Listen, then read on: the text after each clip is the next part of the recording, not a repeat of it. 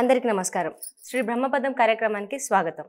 ఈరోజు మనం శ్రీ వీరబ్రహ్మేంద్ర స్వామి గారి ఉపాసకులు, ప్రాచీన సంఖ్య మరియు ప్రశ్నాశాస్త్ర నిపుణులు, శ్రీ బ్రహ్మపదం పీఠాధిపతులైన డాక్టర్ కృష్ణమాచార్యుల గురువు గారితో ఉన్నాము. నమస్కారం గురుగారు. జై వీరబ్రహ్మజీ. నమస్కారం అమ్మా. చాలా రోజుల తర్వాత మళ్ళీ మిమ్మల్ని ఇంటర్వ్యూ చేసే అదృష్టం ఇలా దొరికింది. చాలా చాలా హ్యాపీగా ఉంది గురుగారు. సంతోషం. గురుగారు, ఈరోజు కొన్ని క్వశ్చన్స్ ఉన్నాయి, కొంచెం చెప్తారా వాటి గురించి? నా పరిజ్ఞానం సహకరించిన మేరకు చెప్తాను. తప్పకుండా గురుగారు, ఎంత చెప్పినా అది ఇంకా మాకు వినాలని అనిపిస్తూ ఉంటుంది. షూర్. ఫస్ట్ క్వశ్చన్ గురుగారు, ఇప్పుడున్న ఈ అత్యాధునిక కాలంలో మనుషుల మీద గ్రహాల యొక్క ప్రభావం ఎంతవరకు పనిచేస్తుంది? అసలు గ్రహాలంటే ఏమిటి? ఆదిత్యాయ చ సోమాయ మంగళాయ బుధాయ చ గురు శుక్ర శనిభ్యర్చ రాహవే కేతవే నమ. ఇది జ్యోతిషాస్త్రాన్ని అనుసరించి వేదకాలం నుండి ఉన్నటువంటి 9 గ్రహాలకు సంబంధించినటువంటిది. మరి ఖగోళానికి సంబంధించినటువంటి ఖగోళ శాస్త్రంలో కూడా మన గ్రహాలు ఉన్నాయి. జ్యోతిష్ శాస్త్రంలో 9 గ్రహాల గురించి మనం మాట్లాడుకుంటాం. సౌర వ్యవస్థలో ఉన్నటువంటి పాలపుంతలు, నక్షత్రాలు, గ్రహాలు, సౌర కుటుంబం గురించి మనం మాట్లాడుకుంటాం. వాటిలో వీనస్ అని, సాటర్న్ అని, జూపిటర్ అని, అంటే మనము చెప్పుకునేటువంటి వైదిక భాషకు సంబంధించినటువంటి గ్రహాలు అక్కడ కూడా ఉన్నాయి. మరి గ్రహాలంటే ఏమిటి, వాటి యొక్క ప్రభావం ఎట్లా ఉంటుందంటే, అసలు గ్రహం అంటే ఏమిటి అన్నటువంటి విషయాన్ని మనం తెలుసుకోవాలి. Belong to scientific reasons. ఖగోళంలో ఏర్పడ్డటువంటి ఒక అతిపెద్ద పదార్థానికి సంబంధించినటువంటి ఒక శకలం లేదా ఒక చిన్న ముక్కని గ్రహంగా మనం తీసుకుంటాం. అసలు ఆ గ్రహంలో ఏముంటాయి? సైంటిఫికల్గా లోహాలు ఉంటాయి, ధాతువులు ఉంటాయి, కొంత వాతావరణం ఉంటుంది. గ్రహాలని ఆంగ్ల భాషలో ఏమంటాం? Planets. Earth also one of the planet. Earth కూడా ప్లానెట్ అయితే దాంట్లో ప్లాంట్స్ ఉన్నాయి, ప్రాణులు ఉన్నాయి. వీటికి సంబంధించినటువంటి ఎన్విరాన్మెంట్ ఉన్నటువంటి ప్రతిదాన్ని సైంటిఫిక్ రీజన్గా దాన్ని మనం గ్రహం అంటాం. అత్యాధునిక సాంకేతిక పరిజ్ఞానంతో కూడిన 21వ శతాబ్దంలో మనం ఉన్నాం. ఎక్కడో గ్రహాల్లో సంబంధించేటువంటి మార్పులకు సంబంధించి మన జీవితం మీద వాటి యొక్క ప్రభావం ఉంటుందా? భూమికి అతి దగ్గర సహజమైనటువంటి ఉపగ్రహం చంద్రుడు. భూమి చుట్టూ చంద్రుడు తిరుగుతూ ఉంటాడు, సౌర వ్యవస్థలో పరిభ్రమణ చేస్తూ ఉంటాడు. మరి అప్పుడప్పుడు అమావాస్యలు, పౌర్ణములు ఏర్పడుతున్నాయి, సూర్యగ్రహణాలు, చంద్రగ్రహణాలు ఏర్పడుతున్నాయి. ఆ చంద్రగ్రహణం, సూర్యగ్రహణం ఏర్పడ్డప్పుడు అత్యాధునిక సాంకేతిక పరిజ్ఞానంతో కూడిన వ్యవస్థలో ఉన్న మనకు జ్యోతిశాస్త్రవేత్తలు, ఈ జ్యోతిశాస్త్రవేత్తలని పక్కన పెడితే ఉన్నటువంటి సైంటిస్టులందరూ కూడా ఈనాడు ఈ అమావాస్య రోజు లేదా ఈ పౌర్ణిమ రోజు ఈ గ్రహణం ఏర్పడబోతుంది, నిట్ట నిలువుగా వీటిని చూసేటువంటి ప్రయత్నం మనం చేయకూడదు. రేడియో ధార్మిక శక్తి అధికంగా ఉండి వాటి యొక్క ప్రభావం అన్నటువంటిది విశ్వ మానవాళి మీద ఉంటుంది. కాబట్టి మీ కళ్ళకి విశేషవంతమైనటువంటి కళ్ళద్దాలను పెట్టుకోనని చెప్తుంది ఈ 21వ శతాబ్దంలోనే కదా. సైంటిఫిక్ రీజన్స్ ప్రకారం ఎక్కడో కొన్ని వేల కాంతి సంవత్సరాల దూరంలో భూమికి దూరంగా ఉన్నటువంటి చంద్రుడు అవ్వచ్చు, ఇతర సహజమైనటువంటి గ్రహాలు, ఉపగ్రహాల్లో జరిగే మార్పులు ఎక్కడో భూమి మీద సుదూరంగా ఉన్నటువంటి మనిషి మీద ఉంటున్నాయన్న విషయం సైంటిఫికల్గా ప్రూవ్డ్ కదా. అవును. అట్లాగే ఖగోళంలో కూడా వేదకాలం నుండి మనకు వచ్చినటువంటి సనాతనమైనటువంటి వేదవాంగ్మయంలో జ్యోతిష్యం కూడా ఒకటి. ఖగోళ శాస్త్రానికి సంబంధించిన గ్రహాలు అవ్వచ్చు, వైదికంగా మనం చెప్పుకుంటున్నటువంటి ఈ 9 గ్రహాలకు సంబంధించినటువంటి స్థితిగతులు విశ్వ మానవాళి మీద ఉండబోతున్నాయి. ఋతువులు ఏర్పడుతున్నాయి, కాలంలో మార్పులు వస్తున్నాయి, వాతావరణంలో ఒక టైం టేబుల్ ఎవరో నిర్ణయాత్మకమైనటువంటి శక్తిగా నిర్ధారణ చేసినట్టుగా ఋతువులు మారుతున్నాయి. ఈ విశ్వ మానవాళికి 84 లక్షల చరాచర జీవకోటి మొత్తానికి కూడా ఈ గ్రహాలు ఆధారభూతమవుతూ ఉన్నాయి. మనకు తెలిసింది సౌరపుంతలో, ఈ పాలపుంతలో, ఈ సౌర వ్యవస్థలో విశ్వ మానవాళి జంతువులు కలిసి ఉన్నటువంటి ఈ భూమి గురించే మనం మాట్లాడుకుంటాం.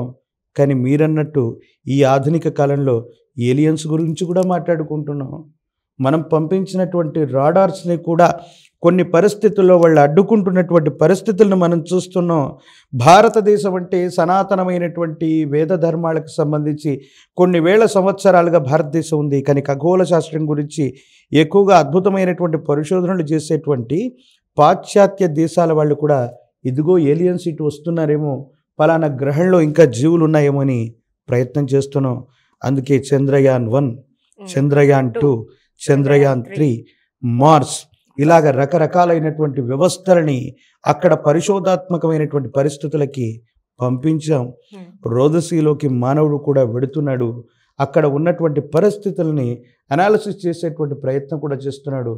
ఖచ్చితంగా సైంటిఫిక్ రీజన్లో ఇతర గ్రహాలకు సంబంధించినటువంటి స్థితిగతులు భూమండలం మీదో మానవాళి మీదో ఉన్నట్టు జ్యోతిష్ శాస్త్రాన్ని అనుసరించి ఎన్ని కాంతి వేల సంవత్సరాల దూరంలో ఉన్న గ్రహం అవ్వచ్చు, గోచారవశాత్తు మన జన్మ కుండలిలో ఉన్నటువంటి గ్రహాల యొక్క స్థితిగతులు కూడా ఖచ్చితంగా ఉంటాయి. దాంట్లో ఎటువంటి సందేహం లేదు.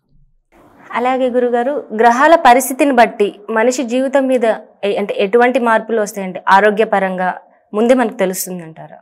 There is a complicated question. దీనికి నా పరిజ్ఞానం సహకరించిన మేరకు సమాధానం చెప్పేటువంటి ప్రయత్నం చేస్తాను.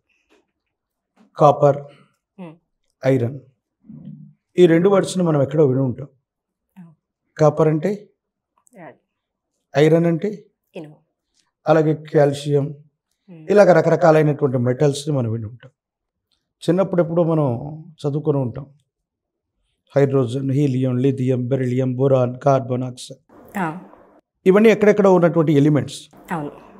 ఇవన్నీ ఎక్కడో మనం ఉంటాయి, వాతావరణంలో ఉంటాయి, భూమిలో ఉంటాయి, ఖనిజాల్లో ఉంటాయి, లవణాల్లో ఉంటాయి. మనిషి శరీరంలో కూడా ఐరన్ ఉందిగా, కాపర్ కూడా ఒకటిగా. మనిషి శరీరంలో కూడా ఎన్నో రకాలైన ధాతువులు ఉన్నాయి కదా. మరి మనిషి శరీరంలో ఉన్నటువంటి ఐరన్ మీకు మట్టిలో దొరికి ఇనుప ముక్క రెండు ఒకటినే. మరి దీన్ని ఐరన్ అంటున్నాం, మరి దాన్ని కూడా ఐరన్ అంటున్నాం. మరి అక్కడ కనిపించేటువంటి ఐరన్ చాలా దృఢమైనటువంటి శక్తి ఉంది, ఒక విశేషవంతమైనటువంటి దృఢమైనటువంటి నిర్మాణాన్ని కలిగి ఉంటుంది. అట్లాగే వజ్రం, దానికి సంబంధించినటువంటి పదార్థాలు కూడా ఏవైతే కార్బన్తో, అది బొగ్గు అవ్వచ్చు, వజ్రం అవ్వచ్చు, ఇనుప ఖనిజాలు అవ్వచ్చు, ధాతువులు అవ్వచ్చు, కార్బన్ సంబంధితమైనటువంటి ఏదైనా వ్యవస్థ ఒక కార్బన్ మరో కార్బన్తో కలిస్తే అది చాలా ప్రత్యేకమైనటువంటి దృఢమైనటువంటి నిర్మాణం అవుతుంది. అందుకే వజ్రం చాలా కఠినమైందని సైంటిఫిక్ రీజన్స్ చెప్తాయి. మరి మనిషి శరీరంలో కూడా కార్బన్ ఉందిగా. మరి ఈ కార్బన్ని మనం ఉపయోగించుకోం, శ్వాసిస్తాం, బయటకు వదిలేస్తూ ఉన్నాం. ఈ శరీర నిర్మాణంలో ప్రపంచంలో ఎక్కడెక్కడో ఉన్నటువంటి ధాతువులు ఉన్నట్టుగానే మనిషి పుట్టగానే ఆ ఖచ్చితమైనటువంటి సమయాన్ని లగ్నం అంటారు. ఆ లగ్నం అన్నటువంటిది ఏ మనిషి యొక్క జాతకానికైనా మూలమైనటువంటి స్థానం, దాన్ని ఫస్ట్ హౌస్. ఒక మనిషి యొక్క జ్యోతిష్యపరమైనటువంటి అంశాలను బట్టి వారి యొక్క జాతకాన్ని విభజించడానికి 12 గదులుగా 12 టేబుల్స్గా విభజించి ఉంటారు. వాటిలో మొట్టమొదటి దాన్ని లగ్నం అంటారు. ఆ లగ్నం ఫర్ ఎగ్జాంపుల్ ఏ గ్రహానికి సంబంధించింది, ఈ జాతకుడు మేషం నుండి మీనం వరకు ఏ లగ్నంలో జన్మించాడని చూస్తారు. ఆ జన్మించినటువంటి లగ్నం తాలూకు ఫలితాలు ఈ వ్యక్తి యొక్క శరీరం ఎలా ఉండబోతుంది, ఇతడు ఆరోగ్యంగా ఉంటాడా, అనారోగ్యంగా ఉంటాడా, ఇతడు ఎంత పొడుగ్గా ఉంటాడు, లేకపోతే ఈవిడ ఎంత అందంగా ఉంటుంది, ఈవిడ యొక్క ఆయుర్దాయం ఎంత ఉంటుంది, లేదా ఏవైనా డిసీజెస్ వచ్చేటువంటి అవకాశం ఉందా, ఈ లగ్నాన్ని తనూభావం అంటారు. అంటే దేహానికి సంబంధించినటువంటి స్థితి. సో మనిషి పుట్టినటువంటి ఖచ్చితమైనటువంటి సమయం లగ్నం. ఆ లగ్నం అన్నటువంటిది ఆ గ్రహానికి సంబంధించిన స్థితిగతులను బట్టి ఈ జాతకుడికి ఈ విధమైనటువంటి ఆరోగ్యం ఉంటుంది లేదా శరీరం ఉంటుంది. సరే, మీరు వేదకాలం నుంచి వేదాన్ని చదువుకుంటున్నారు కాబట్టి, సనాతనమైనటువంటి భారతదేశంలో మీరు ఉన్నారు కాబట్టి ఇలా చెప్తాను. నేను ఒక విషయం చెప్తాను. రష్యాకు సంబంధించినటువంటి ఒక రాజకుటుంబీకులు కీరో అనేటువంటి ఒక శాస్త్రవేత్తని పిలిచాడు. ఆయన ఒక హస్తరేఖా సాముద్రికుడు, భారతీయుడైతే కాదు. వేరే దేశానికి సంబంధించిన కీరోని రష్యాకు సంబంధించినటువంటి రాజకుటుంబీకులు పిలిచారు. ఆ రాజకుటుంబంలో వాళ్ళందరి దగ్గర రస్పుటిన్ అనేటువంటి ప్రధానమంత్రి ఉండేవాడు. ఆయన ఇటువంటి మూఢ విశ్వాసాలకి నమ్మకాలకి కొంచెం దూరంగా ఉండేటువంటి వ్యక్తి. కీరో మీద సరైనటువంటి అభిప్రాయం లేదు. రాజకుటుంబీకులందరూ కూడా కీరోను పిలిచి వాళ్ళకి సంబంధించినటువంటి హస్తరేఖా సాముద్రికని లేదా వాళ్ళ భవిష్యత్తును తెలుసుకునే సందర్భంలో ఈ ప్రధానమంత్రి వచ్చి ఓ ప్రశ్న అడిగాడు. నా భవిష్యత్తు ఎలా ఉంటుందో చెప్పగలవా అని అడిగాడు. రస్పుటిన్ యొక్క హస్తరేఖా సాముద్రికాన్ని చూసి, కొన్ని రోజుల్లో అంతఃపుర కుట్రల వల్ల నువ్వు మరణించబోతున్నావు. నువ్వు మరణించినప్పటికీ చాలా ఏళ్లుగా నీ యొక్క శరీరం అన్నటువంటిది అంతిమ సంస్కారాలకు నోచుకోదు. ఒక చల్లని ద్రవంలో అలా తేలియాడబడుతూ ఉంటుంది. చాలా ఏళ్ల పాటు ఇదిగో ఈ దేశానికి సంబంధించినటువంటి ప్రధానమంత్రి శరీరం ఇది అని చెప్పుకునేటువంటి విధంగా నీ యొక్క అంతిమ సంస్కారాలు లేనటువంటి జీవితం నీ దైనందిన జీవితంలో చూడబోతున్నావు అన్నది. ఒక పాశ్చాత్య శాస్త్రవేత్త భారతదేశానికి సంబంధించినటువంటి హిమాలయ యోగులవచ్చు, సిద్ధపురుషుడవచ్చు, నారాయణ జోషి అనేటువంటి ఒక సామాన్యమైనటువంటి వ్యక్తి దగ్గర విద్య నేర్చుకున్న కీరో ఈ విధంగా చెప్తే ఇది సంచలనమైంది. రస్పుటిన్ని కొన్ని రోజుల్లోనే అంతఃపుర కుట్రల వల్ల ఆయన చంపేశారు. మీరు రష్యాకు సంబంధించినటువంటి ఈ హిస్టరీని చదివితే కీరో చెప్పినటువంటి అంశం యథాతథంగా జరిగింది, ఇలాగే ఉంటుంది విశ్వ మానవాళికి సంబంధించిన భవిష్యత్తు. కానీ భారతదేశం గురించి, సనాతనమైనటువంటి వేద వాంగ్మయం గురించి అందరికీ కూడా ఒక చిన్న చూపు. ఎందుకంటే భారతీయులు అత్యాధునిక సాంకేతిక పరిజ్ఞానంతో కూడిన గొప్ప వాటిని ఇన్వైట్ చేసినటువంటి వాళ్ళలో మన పేరు లేదనుకుంటాం. ఈనాడు ఉన్నటువంటి మనకు కనిపించేటువంటి ఈ సైంటిఫిక్ పరికరాలన్నీ కూడా ఎవరెవరో కనిపెట్టినవి అనుకుంటాం. భారతీయుల యొక్క పేరు లేదు. అందుకే భారతీయులు వేదకాలం నాటి ప్రాచీనమైనటువంటి వాటి జీవన విధానాన్ని అలవడి ఉంటారు. కానీ ప్రపంచంలో మేము మాత్రమే అత్యాధునిక సాంకేతిక పరిజ్ఞానంతో కూడిన వ్యవస్థలో మేము ఉంటాం. ప్రపంచ శాస్త్రంలో గణితం, స్టాటిస్టిక్స్, ఇంకా అత్యాధునికమైనటువంటి కంప్యూటర్ సాధనాలు, వీటన్నిటిలో మనం ఉపయోగించేటువంటి ఒక ప్రధానమైన నంబర్ ఉంది.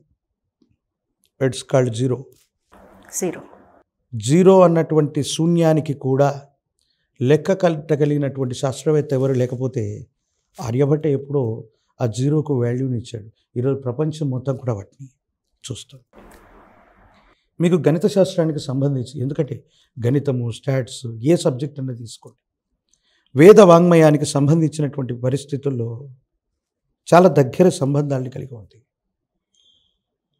నమక చమక మంత్రం పరమేశ్వరుడికి సంబంధించినటువంటి ఒక అద్భుతమైనటువంటి ఆభరణం. అంటే పరమేశ్వరుణ్ణి పూజించేటువంటి మంత్రాల్లో నమకం, చమకం అని ఉంటుంది. మీరు గణిత శాస్త్రానికి సంబంధించినటువంటి వర్గం to the square to the power of 3, the square root of, ఇలాంటి శబ్దాలు మనం వాడుతాం. కానీ ఏకచ్చమే, త్రిశచ్చమే, పంచచ్చమే అంటూ నమక చమక మంత్రాల్లో చెప్పగలిగినటువంటిది 1 వర్గమూలం ఎంత, 3 వర్గమూలం ఎంత, to the square root of 5 ఎంత, లేదా దీని వర్గమూలం ఎంత, మనం చెప్పడానికి ఎన్నో గణితపరమైనటువంటి అంశాలను క్యాల్కులేటర్స్ వెతుక్కుంటాం. కానీ మన వేద కాలంలో మంత్రాల రూపంలోని, అర్థాల రూపంలోని గణిత శాస్త్రాన్ని కూడా మదించి పెట్టారు. ఇటువంటి శాస్త్రాలన్నీ కలిస్తేనే జ్యోతిష్యపరమైనటువంటి సబ్జెక్టు. అందుకే మొదటి స్థానం ధనుస్థానం, రెండో స్థానం వాక్స్థానం, ధనస్థానం, తృతీయం భాతృస్థానం, చతుర్థం మాతృ లేదా గృహస్థానం, 5వది సంతాన లేదా అదృష్ట స్థానం, 6వది ఆ వ్యక్తికి సంబంధించిన అనారోగ్య రుణస్థానం, 7వది కలత్ర లేదా పత్ని స్థానం, 8వది ఆయుస్థానం, 9వది భాగ్యస్థానం, 10వది కర్మస్థానం, 11వది లాభస్థానం, 12 వ్యయస్థానం. ఇలాగా ఒక వ్యక్తి యొక్క జ్యోతిష్యానికి సంబంధించినటువంటి 12 భావాల్లో ఏ గ్రహం ఎక్కడుంది, లేదా ఆ హౌస్కు సంబంధించినటువంటి గ్రహాధిపతి ఎక్కడున్నాడో తెలుసుకుని ఒక వ్యక్తికి సంబంధించిన ఆరోగ్యపరమైనటువంటి అంశాలే కాదు, ఏ వ్యక్తికి సంబంధించినటువంటి పుట్టిన తేదీ వివరాలుంటే ఆ వ్యక్తి యొక్క మారక స్థానాన్ని ఎప్పుడు చనిపోతాడో చెప్పగలిగినటువంటి అద్భుతమైనటువంటి జ్యోతిష్యులు ఈ సనాతనమైనటువంటి భారతావనిలో గతంలో ఉండేవాళ్ళు. వర్ధమానంలో కూడా ఒకరిద్దరు ఉండొచ్చు, కానీ ఎవరు పడితే వారు జ్యోతిష్యం చెప్పటం, పరిజ్ఞానం లేకపోవటం, జ్యోతిష్యపరమైనటువంటి వాటిలో చాలా విభాగాలు చేసి వాళ్ళని వాళ్ళు నిష్ణాతులుగా ప్రకటించుకోవటం, కొన్ని సందర్భాల్లో చెప్పినవి జరగకపోవటం వల్ల ఈ విధమైనటువంటి స్థితిగతుల్లో ఇబ్బందులు వస్తున్నాయి. కానీ గ్రహాలను అనుసరించండి. వర్ధమాన ప్రపంచానికి సంబంధించి జ్యోతిష్యం అన్నటువంటిది కేవలం ఒక వ్యక్తికి సంబంధించినటువంటి భూత భవిత వర్ధమానాలు తెలియచేస్తే గొప్ప శాస్త్రం కాదు, అది విశ్వ మానవాళి మీద దాని యొక్క ప్రభావం తప్పకుండా ఉంటుంది. అందుకే గ్రహాలను అనుసరించి మనం ఉగాది రోజు పంచాంగ శ్రవణం చేస్తాం. ఈ సంవత్సరం రోజుల్లో గోచారవశాత్తు గ్రహాల యొక్క ప్రభావాన్ని బట్టి వర్షాలు ఎలా ఉండబోతున్నాయి, ఏ పంట అధికంగా పండుతుంది, దేనికి అధికంగా దిగుబడులు వస్తాయి, ఎప్పుడు రాబడులు వస్తాయి.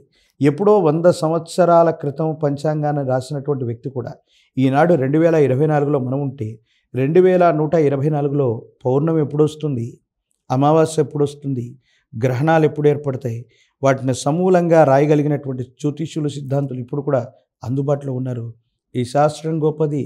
తెలియనటువంటి మూర్ఖత్వం చేత, మిడిమిడి జ్ఞానం చేత మనం విమర్శించడమే కానీ గ్రహాలు వాటికి సంబంధించినటువంటి స్థితిగతులను బట్టి చూస్తే ఒక వ్యక్తి యొక్క ఆరోగ్యపరమైనటువంటి అంశాలే కాదు, సంపూర్ణమైనటువంటి భవిష్యత్తును తెలుసుకోవచ్చు అన్నటువంటిది వాస్తవం. అందుకే 400 సంవత్సరాల క్రితం విశ్వభవితను చెప్పిన కాలజ్ఞాని జగద్గురు వీరబ్రహ్మేంద్ర స్వాముల వారి యొక్క కాలజ్ఞానంలో కూడా ఈ గ్రహాల యొక్క స్థితిగతులు, ఫర్ ఎగ్జాంపుల్ ధనుస్సు మీద లేదా కుంభుడి మీద శని వెళితే, ధనుస్సు మీద శని వెళితే, లేదా మేష మీద శని వెళితే ఎలా ఉంటాయన్నటువంటి చిన్న చిన్న శబ్దాల రూపంలో, అంటే ధనుస్సు రాశిలో శని ప్రవేశమవుతే ఏమవుతుంది, కుంభరాశిలోకి దేవగురు బృహస్పతి వెళితే ఏమవుతుంది అనేటువంటి విషయాల్ని ఆ సంవత్సరాల పేరు చెప్పకుండా మార్మికమైనటువంటి భాషల్లో 400 సంవత్సరాల క్రితమే విశ్వభవితను చెప్పిన కాలజ్ఞాని వీరబ్రహ్మేంద్ర స్వాముల వారికి కూడా ఈ గ్రహాలు, గ్రహ సంచార స్థితుల గురించి ప్రత్యేకమైనటువంటి విధి విధానంలో తెలిపి ఉన్నారు. ఇది విశ్వ మానవాళికి సంబంధించింది, నో డౌట్ అట్ ఆల్. ఇప్పుడు అడిగే క్వశ్చన్ కొంచెం డిఫరెంట్ గురుగారు, అంటే పాలిటిక్స్కి సంబంధించింది. సో కరెంట్ అయితే ఇప్పుడు మనకి గవర్నమెంట్ కూడా చేంజ్ అయింది, మరి ఇప్పుడు మన తెలంగాణ రాష్ట్రం దాని భవిష్యత్తు ఎలా ఉండబోతుంది? మీరు ప్రభుత్వం గురించి అడుగుతున్నారా? ఎస్. ప్రభుత్వ వ్యవస్థల గురించి అడుగుతున్నారా? తెలంగాణ రాష్ట్రం గురించి అడుగుతున్నారా? తెలంగాణ రాష్ట్రం గురించి. కమింగ్ టు తెలంగాణ రాష్ట్రం.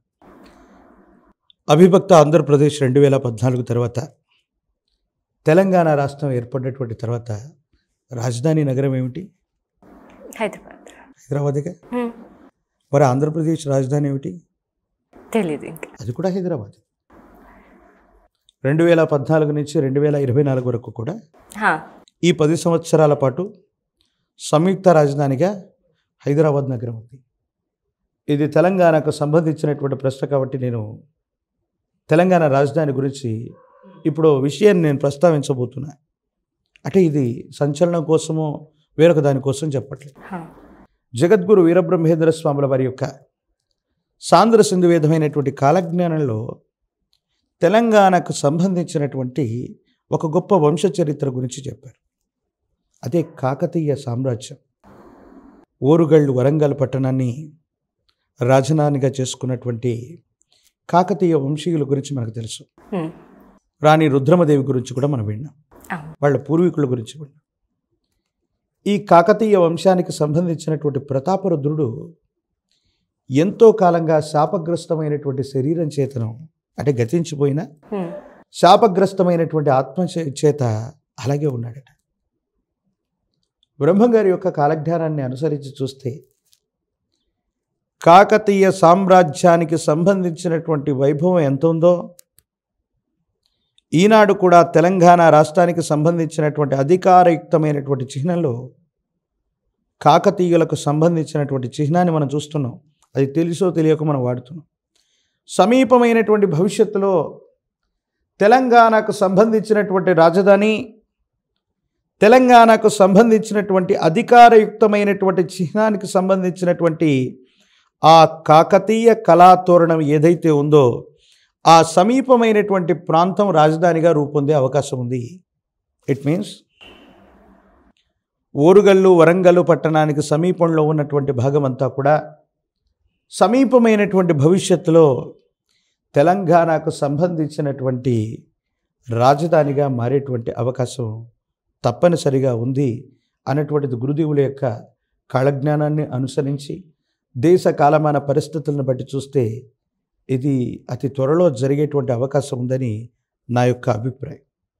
విశ్వనగరంగా భాసిల్లుతున్నటువంటి హైదరాబాద్కు కూడా గొప్ప చరిత్ర ఉంది.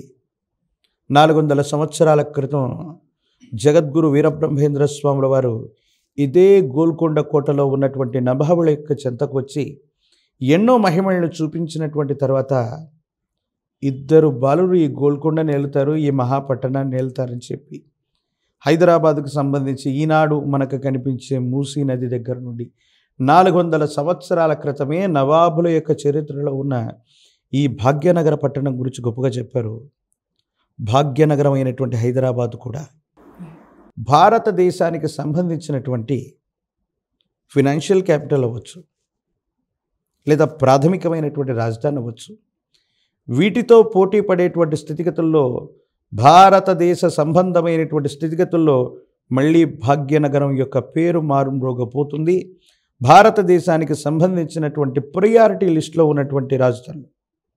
భారతదేశానికి ఢిల్లీ అన్నటువంటిది రాజధాని, but financial capital is belong to Mumbai. So అలాంటి ప్రియారిటీ లిస్టులో ఏదైనా సరే భాగ్యనగరం యొక్క పేరు ఖచ్చితంగా వెళ్ళబోతుంది. దేశ స్థాయిలో మళ్ళీ మన భాగ్యనగరానికి, హైదరాబాద్కి గొప్ప గుర్తింపు అన్నటువంటిది దక్కబోతుంది.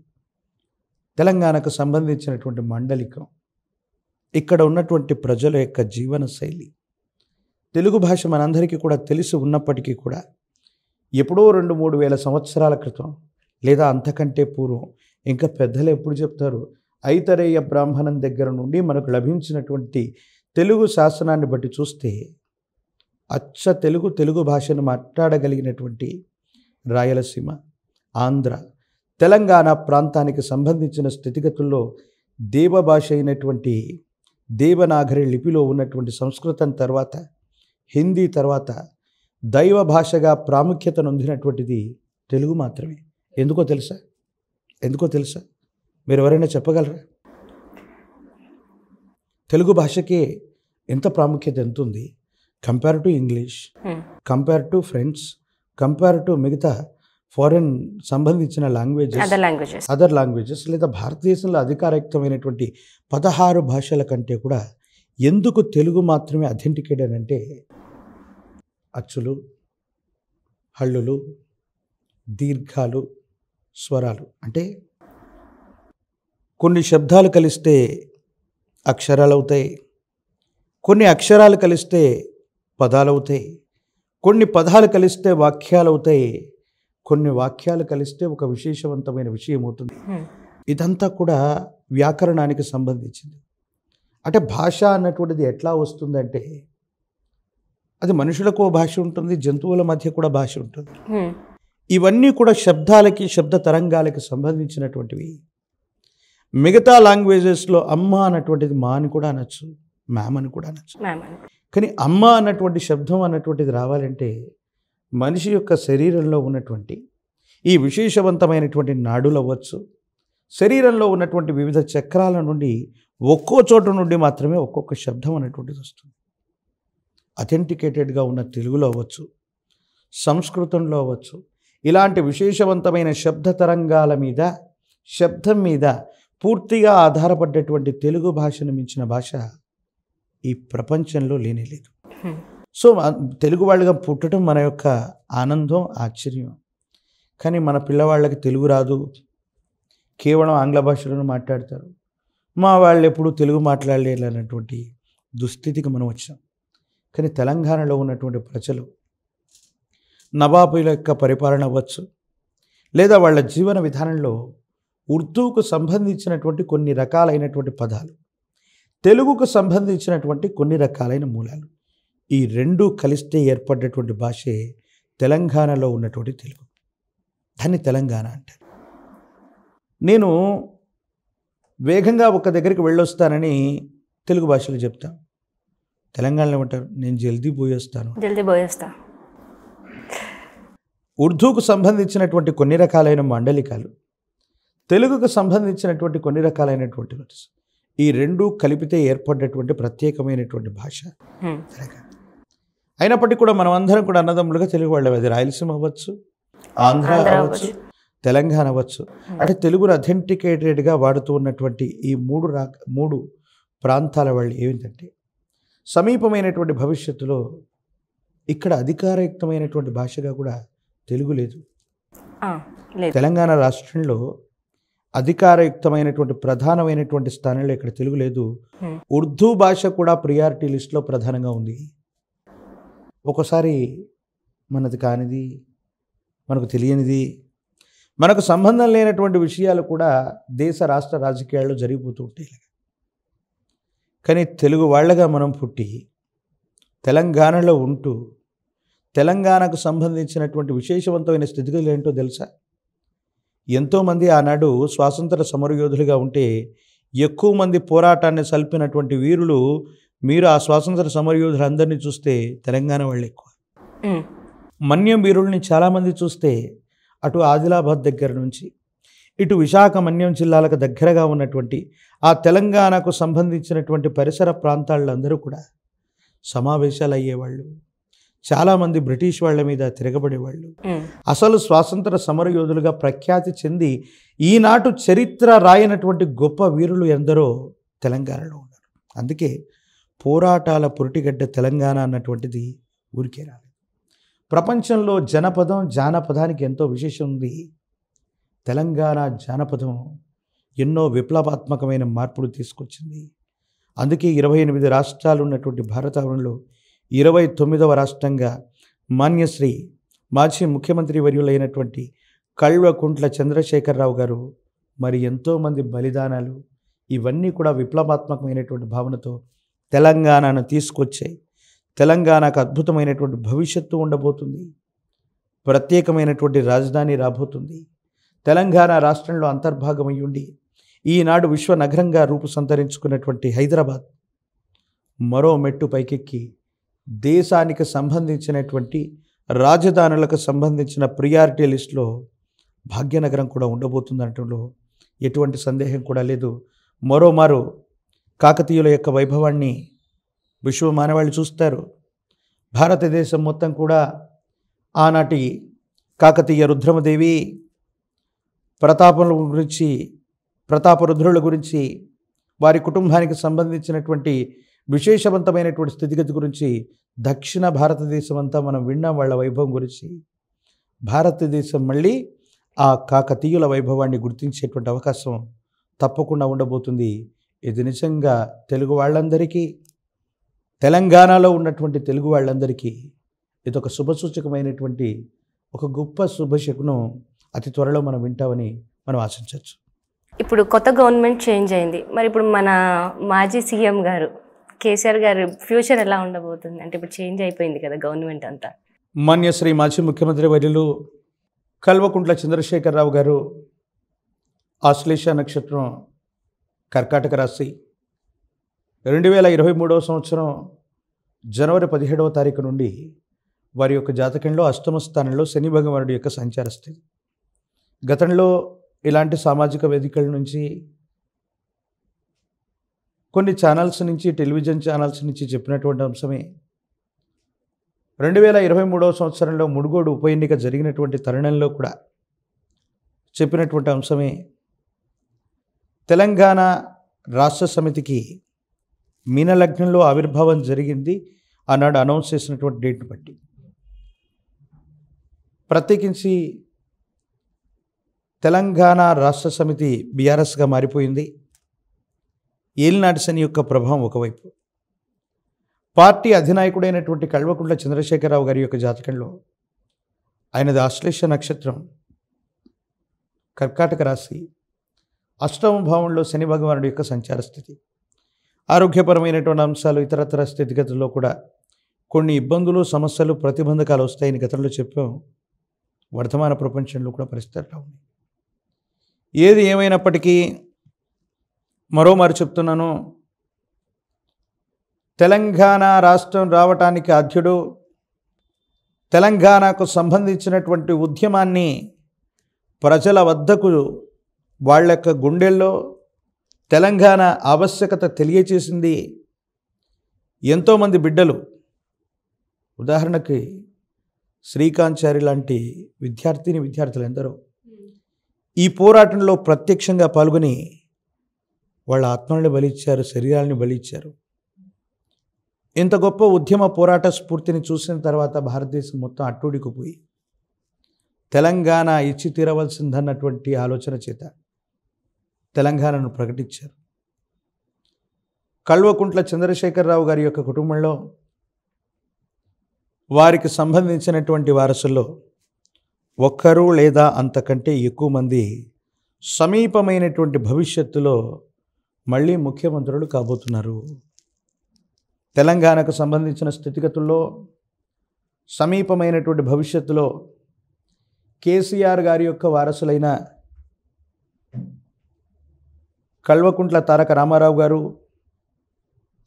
కల్వకుంట్ల కవిత గారు, హరీష్ రావు గారు, వారి కుటుంబానికి సంబంధించినటువంటి వారసులు ఎవరైనా సమీపమైనటువంటి భవిష్యత్తులో ఒకరు లేదా అంతకంటే ఎక్కువ మంది మళ్ళీ ముఖ్యమంత్రులుగా రాబోతున్నారంటంలో ఎటువంటి సందేహం కూడా లేదు. ఇప్పుడు మనకి తెలంగాణ రాష్ట్రం కాంగ్రెస్ తరఫు నుంచే వచ్చింది కదా. ఇప్పుడు కరెంట్ మన గవర్నమెంట్ కూడా మారి కొత్తగా మన ఇప్పుడున్న సీఎం గారు రేవంత్ రెడ్డి గారు, ఆయనకు సంబంధించి ఎలా ఉండబోతుంది ఫ్యూచర్? అంటే ఇప్పుడు ఆయన ద్వారా ఇప్పుడు మన రాష్ట్రం ఎలా ఉండబోతుంది? 2014లో తెలంగాణ రాష్ట్రాన్ని కాంగ్రెస్ ప్రభుత్వమే ఇచ్చిందిగా. మరి కాంగ్రెస్ ప్రభుత్వం ఇక్కడ ఎందుకు రాలేదు? కాంగ్రెస్ ప్రభుత్వం కనుక తెలంగాణని ఇచ్చి ఉంటే, దాన్ని యాక్సెప్టెన్స్గా తెలంగాణ ప్రజలందరూ స్వీకరించి ఉంటే, మరి 2014లోనే అప్పుడు కాంగ్రెస్ ప్రభుత్వం అన్నది ఉభయ తెలుగు రాష్ట్రాల్లో కనుమరుగైపోయినటువంటి సంఘటనలు మనం చూసాం. మరి ఎందుకు కలిగింది? భారతదేశంలో సౌత్ ఇండియాలో ఉన్నటువంటి ఈ ప్రధానమైనటువంటి 4-5 రాష్ట్రాల్లో ఒకటి జరుగుతుంది. భారతదేశం మొత్తం, అంటే నేను ఒక గొప్ప వాణిజ్య నిపుణుని, ఒక బిజినెస్ మ్యాగ్నెట్ని కలిశాను. సార్, భారతదేశానికి సంబంధించినటువంటి బిజినెస్ గురించి, పాలిటిక్స్ గురించి, మిగతా వాటి గురించి క్లుప్తంగా మీ యొక్క జీవితంలో ఏం చెప్తారని అడిగాను నేను. ఆయన ఒకే మాట అన్నారు, భారతదేశంలో ఏవి జరిగినా, ప్రత్యేకించి సౌత్ ఇండియాలో ఏం జరిగినా ప్రధానమైనటువంటివి emotions and sentiments. Emotions and sentiments, నమ్మకాలు, విశ్వాసాలు మరియు భావోద్వేగాలు, ఈ రెండింటి మీద జరుగుతూ ఉంటాయి. తెలంగాణకు సంబంధించిన సెంటిమెంట్ అవ్వచ్చు, భావోద్వేగాలు అవ్వచ్చు, ఎక్కువగా ఉండే 2014లో కేసీఆర్ గారు ముఖ్యమంత్రి గారు. కమింగ్ టు 2023, 2023 డిసెంబర్ 1-2 తారీఖులు అనుకుంటా, ఆ రిజల్ట్స్లో రేవంత్ రెడ్డి గారు ముఖ్యమంత్రి గారు. చిత్తా నక్షత్రం, తులారాశి, మాన్యశ్రీ ముఖ్యమంత్రి వర్యులు శ్రీ రేవంత్ రెడ్డి గారి యొక్క జాతకంలో గడిచిన 2 సంవత్సరాలుగా నేను చెప్తున్నాను, విశేషవంతమైనటువంటి రాజయోగ సంబంధమైన స్థితిగతులు నడుస్తున్నాయి. అమాత్యుడు, మంత్రి, ముఖ్యమంత్రి ఈ స్థాయికి చేరుకోగలిగినటువంటి జాతకమని 2 సంవత్సరాల క్రితం నేను చెప్పినప్పుడు ఇదే మీడియా, సోషల్ మీడియా చూస్తున్నటువంటి వీక్షకులందరూ ఏం చెప్పారు? అసలు ముఖ్యమంత్రి అవ్వాలనుకున్నటువంటి వ్యక్తి కొడంగల్లోనే గెలవలేదు, ఓడిపోయారు. ప్రస్తుతానికి ఆయన కూడా ఎమ్మెల్యే కాదు. కాంగ్రెస్ పార్టీకి ఆయన పిసిసి అధ్యక్షుడు అయినప్పటికీ కూడా, చీఫ్ అయినప్పటికీ కూడా, కాంగ్రెస్ పార్టీకి సంబంధించిన ఎమ్మెల్యేలందరూ కూడా అధికార పక్షంలో ఎప్పుడో చేరిపోయారు. ఒక్క ఎమ్మెల్యే కూడా లేనటువంటి కాంగ్రెస్, ఒక్క ఎమ్మెల్యే సీటు కూడా గెలవలేనటువంటి రేవంత్ రెడ్డి తన జీవితంలో ముఖ్యమంత్రి కాదని చెప్పిన జ్యోతిష్యులు ఉన్నారు. ఈయన జాతకంలో రాజయోగం ఉంది, లేకపోతే ముఖ్యమంత్రి స్థాయి ఉన్నటువంటి అధికారయుక్తమైన పదవిని వీరు పొందుతారని చెప్తే విమర్శించినటువంటి వీక్షకులు ఉన్నారు. మరి ఇప్పుడు ఏమైంది? ఎందుకు రేవంత్ రెడ్డి గారు ముఖ్యమంత్రి అయ్యారు? ఇలా అవటానికి కారణం ఏంటంటే బ్రహ్మంగారి కాలజ్ఞానంలో ఒక అద్భుతమైన మాట ఉంది. ఉత్తరాన ఉన్నట్టి వంశంబు దేశాన్ని పెక్కేండ్లు పరిపాలన చేశాను. ప్రజల చేత ప్రజల కొరకు ఎన్నుకోబడ్డటువంటి ప్రజాస్వామ్య వ్యవస్థలో స్వతంత్ర ఉద్యమం తర్వాత స్వతంత్ర భారతావని ఆవిర్భావం నుంచి మొట్టమొదటి ప్రధానమంత్రి అయినటువంటి పండిత్ జవహర్లాల్ నెహ్రూ గారు 16 సంవత్సరాలు ఏకదాటిగా పరిపాలన చేశారు. వారి కుమార్తె అయినటువంటి శ్రీమతి ఇందిరాగాంధీ గారు 3 దఫాలుగా 16 సంవత్సరాల పాటు వారు కూడా పరిపాలన అందించారు. వారి కుమారుడైనటువంటి రాజీవ్ గాంధీ గారు సుమారు 5 సంవత్సరాల పాటు వారు పరిపాలన అందించారు. వారి సతీమైనటువంటి సోనియా గాంధీ గారు 2004 నుంచి 2014 వరకు యూపీఐ చైర్మన్గా ఉన్నారు. వారు ప్రధానమంత్రి లేకపోవచ్చు, కానీ మన్మోహన్ సింగ్ గారు ఉన్నప్పటికీ కూడా ఆ కూటమికి అధ్యక్ష స్థానమైన చైర్మన్ స్థానంలో వారు. ఈ కాలం కాకుండా ఇంకా కాంగ్రెస్ నేతృత్వంలో ఎంతోమంది ప్రధానమంత్రులు పరిపాలన చేశారు. 70 సంవత్సరాల పైచీలకు మనం లెక్క పెట్టుకుంటున్నటువంటి ఈ స్వతంత్ర భారతావనిలో ఇప్పటి వరకు ఎక్కువ కాలం పరిపాలన చేసింది ఆ ఉత్తరాన ఉన్నట్టి వంశం. నేను ఈ పాయింట్ అనలైజ్ చేస్తూ భారతదేశంలో లేదా తెలంగాణలో, ఆంధ్రప్రదేశ్లో వేరొక చోట ఇక కాంగ్రెస్ పని అయిపోయింది, ఇక కాంగ్రెస్ మళ్ళీ అధికారయుక్తమైనటువంటి పరిస్థితుల్లోకి వచ్చేటువంటి అవకాశం లేదు, సమీపమైనటువంటి భవిష్యత్తులో కాంగ్రెస్ కనుమరుగైపోతుంది అని అందరూ అనుకున్నారు. అలాగా మళ్ళీ చెప్తున్నాను, ఉత్తరాన ఉన్నట్టి వంశంబు దేశాన్ని పెక్కేండ్లు పరిపాలించేనన్న సాంద్ర సింధువేధమైనటువంటి కాలజ్ఞానం జగద్గురు వీరబ్రహ్మేంద్ర స్వాముల వారి యొక్క విశేషవంతమైనటువంటి కాలజ్ఞానం మాకు గొప్ప ప్రమాణం. ఈనాడు 29 రాష్ట్రాల్లో 21, 22 స్థానాల్లో లేదా 20 స్థానాలకు పైగా భారతీయ జనతా పార్టీ అధికారయుక్తమైనటువంటి స్థాయిలో ఉండవచ్చును కాక, ఉత్తరాన ఉన్నట్టి వంశము ప్రస్తుతానికి ఉన్నటువంటి సోనియా గాంధీ గారి కుటుంబీకులైనటువంటి ప్రియాంక గాంధీ గారు, సోనియా గాంధీ గారి యొక్క కుటుంబానికి సంబంధించినటువంటి ఏ చివరి వంశాంకురమైన, అంటే అందరూ అడుగుతారు మరి రాహుల్ గాంధీ ప్రధానమంత్రి అవుతాడా? రాహుల్ గాంధీ ప్రధానమంత్రి స్థాయిలో వెళ్ళగలిగినటువంటి పరిస్థితి ఉందా? వీరి కుటుంబానికి సంబంధించినటువంటి చివరి వంశాంకురం ఉన్నంత వరకు భారతదేశానికి సంబంధించినటువంటి అధికారయుక్తమైనటువంటి ప్రధానమంత్రి స్థాయిలో వీళ్ళ యొక్క జాతకం ఉండబోతుంది. ఇది కేవలం తెలంగాణకు సంబంధించినటువంటి, కేవలం రేవంత్ రెడ్డి గారికి సంబంధించిన స్థితిగతులే కాదు, కాంగ్రెస్కు సంబంధించినటువంటి హవా ముందుగా పెరగబోతుంది. మళ్ళీ సమీపమైన భవిష్యత్తులో భారతదేశాన్ని కూడా కాంగ్రెస్ పరిపాలన కూడా చేయవచ్చు.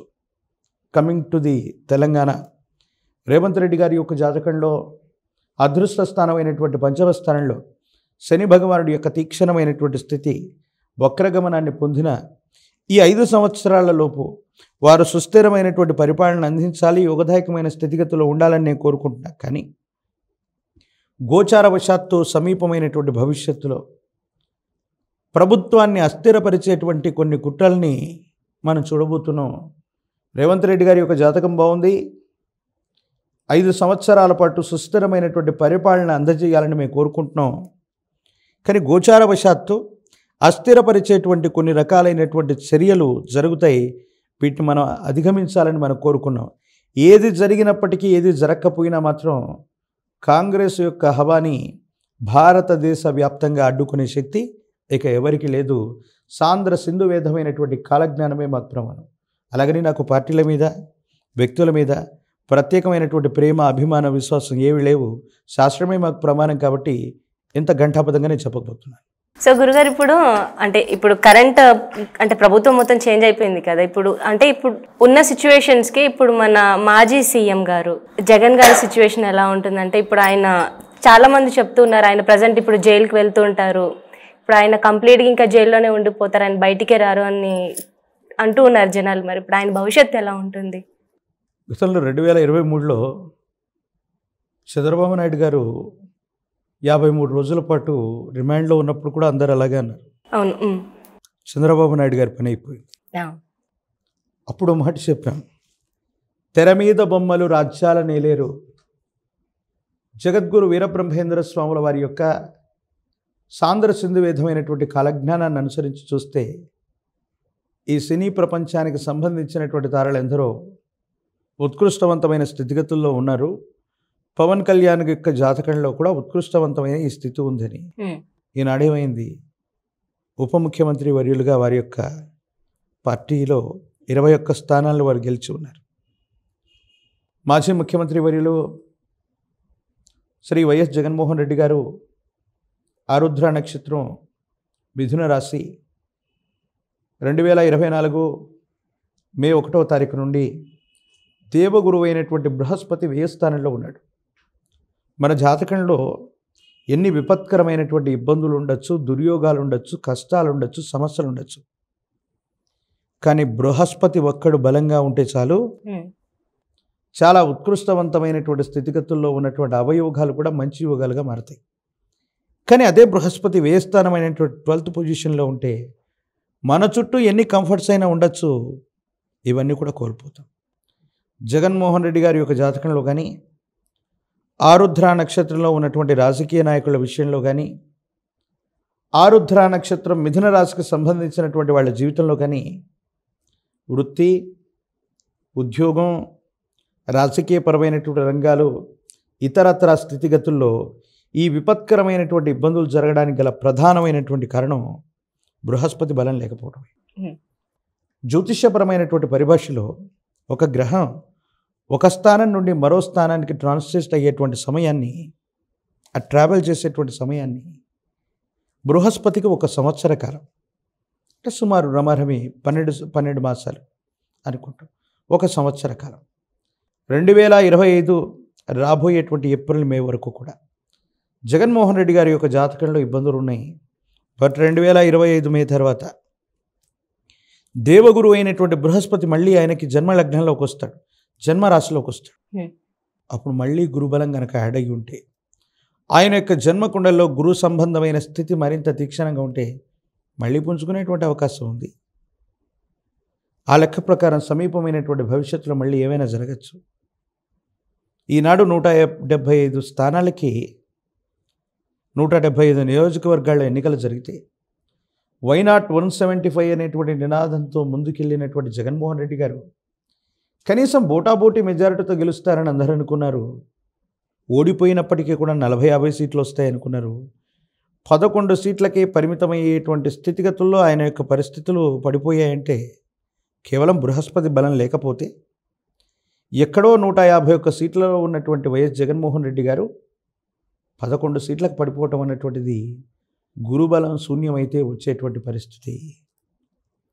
మళ్ళీ చెప్తున్నాను, 2025 మే తర్వాత వారి యొక్క జాతకంలోకి దేవగురువు అయినటువంటి బృహస్పతి మళ్ళీ తీక్షణంగా వచ్చిన జగన్మోహన్ రెడ్డి గారి పేరు మీద ఉన్నటువంటి కేసులు, ఆయన మీద నమోదైనటువంటి ఎఫ్ఐఆర్లు భారతదేశంలో నాకు తెలిసి ఏ రాజకీయ నాయకుడి మీద అన్ని ఆరోపణలు ఉన్నటువంటి కేసులు. అంటే నేనేం చెప్తున్నాను, వారు నేరం చేశారని నేను చెప్పట్లేదు. వారి మీద ఉన్నటువంటి ఆరోపణలు అన్నీ ఉన్నాయి. ఒకవేళ నిజంగా ఆరోపణలో ఏ ఒక్కదానిలో కూడా వాస్తవమై ఉంటే మరి 2009 నుండి 2024-25 వరకు ఈ 15 సంవత్సరాల యొక్క జీవితంలో ఆయన రిమాండ్ చేశారు, కానీ ఆయనకు శిక్ష ఎక్కడ రాలేదు. భారతదేశంలో చట్టం ఉంది, ప్రజాస్వామ్యం ఉంది, కానీ చట్టానికి సంబంధించినటువంటి లొసుగుల చేత ఏ ఒక్క వ్యక్తి మీద ఆరోపణలు చేయొచ్చు, వేరొకటి చేయొచ్చు, ఇంకోటి చేయొచ్చు. జగన్మోహన్ రెడ్డి గారి యొక్క జాతకంలో జైలుకు వెళ్తారనో శిక్ష పడుతుందనో కాదు, కానీ న్యాయపరమైనటువంటి విషయాల్లో కొన్ని సందిగ్ధకరమైనటువంటి ఇబ్బందులను వారు ఎదుర్కొంటారు తప్పకుండా. ఒకవేళ అవి అయితే కూడా ఈ 2024-25 మధ్యలోనే అవ్వచ్చు. ఎందుకంటే బృహస్పతి బలం ఎప్పుడైతే లేకపోతుందో తీక్షణమైనటువంటి ఇబ్బందులు రావడం కూడా అప్పుడే మొదలవ్వచ్చు. కానీ సమీపమైనటువంటి భవిష్యత్తులో మళ్ళీ వారు పుంజుకునేటువంటి అవకాశం ఉంది. అధికారయుక్తమైనటువంటి స్థానం వైపుగా నడిచేటువంటి స్థితిగతులు కూడా లేకపోలేదు భవిష్యత్ చక్కగా ఉన్నట్టుగానే మనం అర్థం చేసుకోవచ్చు.